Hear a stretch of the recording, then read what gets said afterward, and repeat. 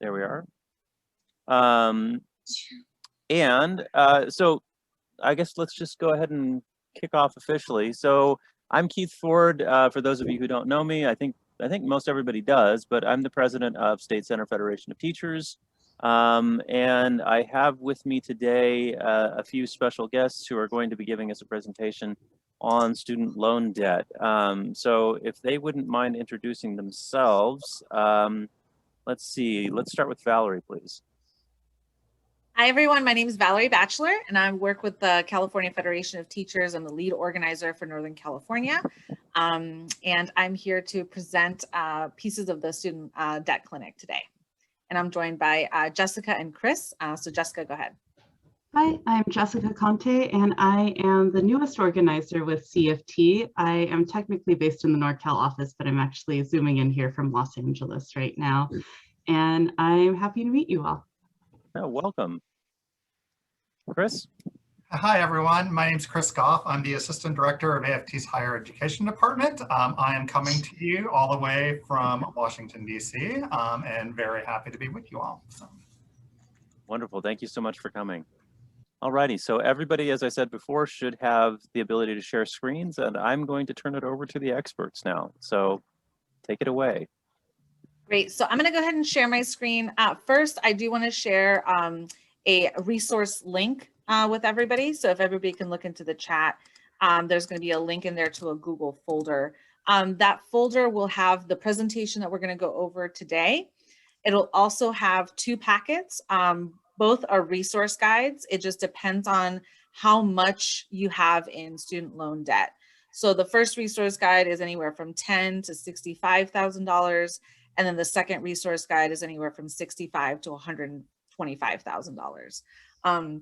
So that's what's in the folder right now. So we're going to start off with Chris, who's going to give us just like a quick overview around student debt crisis and what has been a little bit different during this global pandemic. Then we're going to specifically talk about income-driven repayment plans and public service loan forgiveness, and then we're going to take questions. So once we take questions, we're going to pause and stop the recording because you all may have very specific questions depending on your situation. And we want to make sure we're respecting that privacy of those particular questions that you might have. If for whatever reason, you come to this training, we're going to give you a lot of information, so just bear with us. If you want to just absorb it and then ask us questions later, we will have our contact information throughout the presentation. So feel free to reach out to us. We're also going to be talking about an amazing program through AFT called Summer that can make all of this super easy, and it's free. So we'll be talking about that throughout the presentation. So I'm going to load up the PowerPoint, and then Chris, you'll start us off today. Sounds great. So I will let you get that up. Okay. All right, and so we're gonna get to that agenda screen here, and I'm gonna tell you what we're gonna be talking about today. So what we're gonna be doing today is we're gonna be discussing two programs that can help you relieve your student debt. So first, we're gonna cover income-driven repayment plans, which are available in some form to all federal student borrowers, and they may help you lower your monthly payments. Next, we're gonna discuss public service loan forgiveness. So this is a program for people who work for any level of government or for a nonprofit, and it can lead you to having the balance of your student debt forgiven after 120 on-time payments if you qualify. So public service loan forgiveness, pardon me, I'm going to skip over that part. We're going to talk about these programs, and then as Valerie mentioned, we're also going to talk to you about the summer member benefit, which is available to all AFT members for free and can really help kind of streamline managing your student debt and getting into these programs that we're going to be talking about today. So while getting you individual relief is obviously really important, we also need to think about a collective response to solve these issues both locally and nationally, so that we not only ensure that these programs remain available for for everyone who needs it, but we also prevent future generations from finding themselves in a similar situation to folks who are like you today. So that's why the AFT is calling for a new deal for higher education in order to fundamentally transform how we finance college so that everyone who wants to further their education from community college to graduate school can do so regardless of ability to pay, as well as cancel the debt of current borrowers who are struggling because of the unjust way that we currently finance higher education. It's also why we're offering these debt clinics, to provide important resources and information to our members, but also to build a stronger union so we can solve more problems inside and outside of our workplace. So, you want to hit the next slide, please?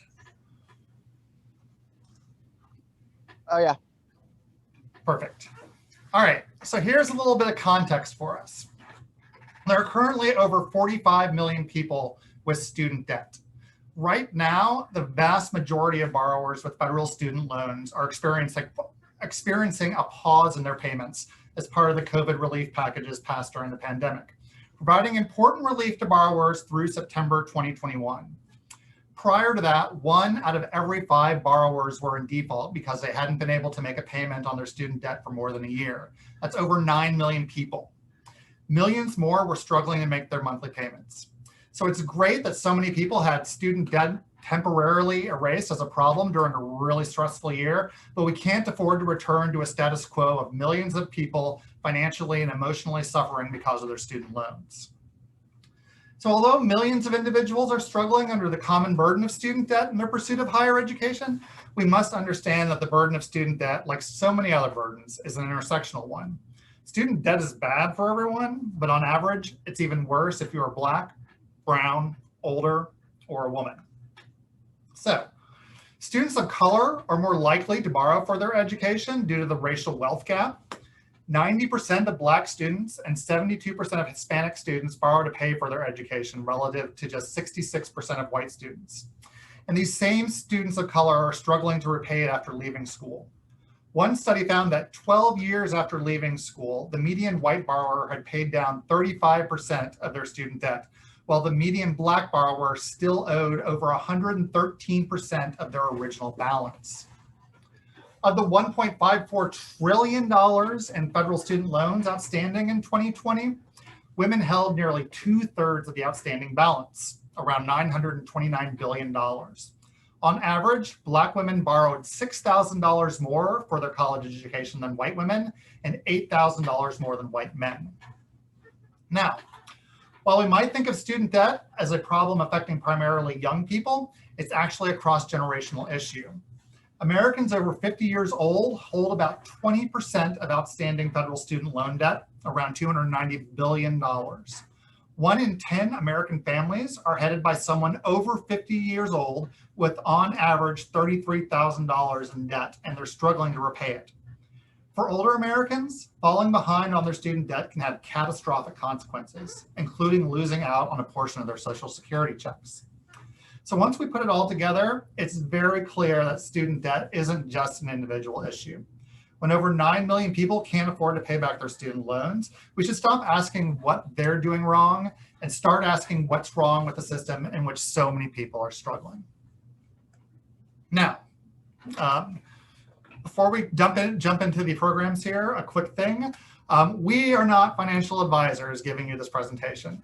We're going to be providing you an overview about these programs, but we will not be giving you personal financial advice. The AFT and CFT are doing this because we know that student loan servicers won't. Questions may come up today in today's workshop that we don't know the answers to, or we might not have time to get to all of your questions. You'll have our emails at the end of this if you have additional questions. And if you have questions about how these programs work that we don't know the answers to, we'll work with you to find the answers. So the information about how these programs work will help you make informed financial decisions about managing your student loan debt, but you should make those decisions with your family and probably with a financial advisor. AFT members also have access to a free member benefit called Summer that can help simplify the student loan repayment process, including helping you make sense of the options available to you as you apply. You can enroll via AFT's member benefits page at www.aft.org/benefits/summer, and you'll see that URL come up several times during this presentation. And so with that, I'm going to turn it over to Jessica to talk about income-driven repayment plans. Okay, thank you. So now we're going to go to income-driven repayment plans and give a bit of kind of a context for that. So we're going to start at the beginning of your student loan repayment cycle. When you leave school, you're automatically placed in a 6-month grace period. And during that time, you're not required to make any payments on your student loans. Once the grace period ends, you're automatically placed in the 10-year standard repayment plan. And this repayment plan is something like a fixed mortgage. And if you're like me and don't really know a fixed mortgage, it basically means that the way they figure out how much you pay is simply how much would you have to pay every month to pay off all your debt in 10 years. So in addition to the 10-year standard repayment plan, there are more than 50 other types of repayment plans, and this can be confusing and quite overwhelming. The people who are supposed to help you navigate this system are called student loan servicers. And no matter what type of student loan you have, you will have a servicer. So you might have heard of Navient, Fed Loan Servicing, Nelnet or Great Lakes, gotten mail from them, emails, that's your student loan servicer. So when you talk to your servicer, they can often make this process even more confusing because they'll tell you about every single one of these 50 repayment plans or about forbearance or deferment, which can actually leave you with a lot more debt, and you should typically avoid these two. So we're going to put that all to the side and instead focus on 4 income-driven repayment plans that are best for most people. Okay, so income-driven repayment plans are repayment plans that base your monthly payment on your adjusted gross income and family size rather than on how much you owe. So this means that your payments through these plans can be as low as $0 a month, and they can even cancel your remaining student debt after 20 or 25 years, regardless of where you work. The plans are free to enroll in, but you should never ever pay anyone to enroll you in them. So as we keep mentioning, AFT does have a member benefit called Summer that's free to members, and it can help you manage your student loans. But just be aware that there's thousands of scam companies that will charge you hundreds of dollars to do this, and you should just never pay them. And also, if you are contacted by one of these scam companies, we suggest that you file a complaint with Consumer Financial Protection Bureau. And we also have their contact information in the resource guide. It's really important. There's so many people that are kind of being predators on the kind of student loan crisis and student debt crisis. Okay, so I'm going to go into common types of federal student loans. So the repayment plans and forgiveness programs that we're talking about are for federal student loans, and these make up about 90% of student loans today. There's a few different types of federal student loans, and some of the more common ones are listed here on this slide. Which type you have will vary depending primarily on when you took out your loan and whether you took it out for yourself or for your dependent. What matters is that it's a federal student loan. So in general, there are 4 buckets of student loans: direct, federal family education loans, or FFEL, which is pronounced FEL, so FEL loans, Perkins loans, and Parent Plus loans. If you have one of these types of loans, you should qualify for at least one of the repayment plans we're discussing today and have access to public service loan forgiveness. So unfortunately, private student loans are not covered by any of what we'll discuss today. Some examples of private student loans that don't qualify for these repayment plans or for PSLF are Sallie Mae Smart Option student loans and Citizens Bank student loans.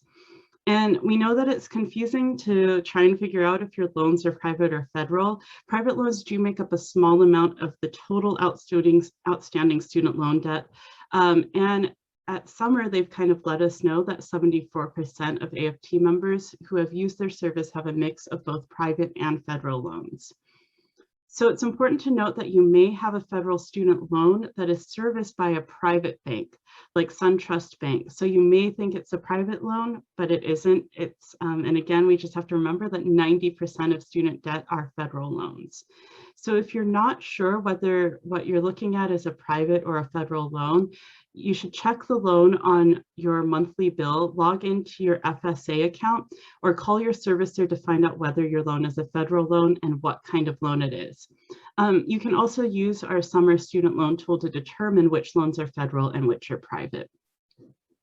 So before we jump into the income-driven repayment plans, there are a few things that are going to define that impact how much you'll pay.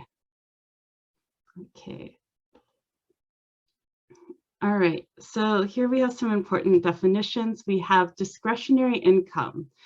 So discretionary income is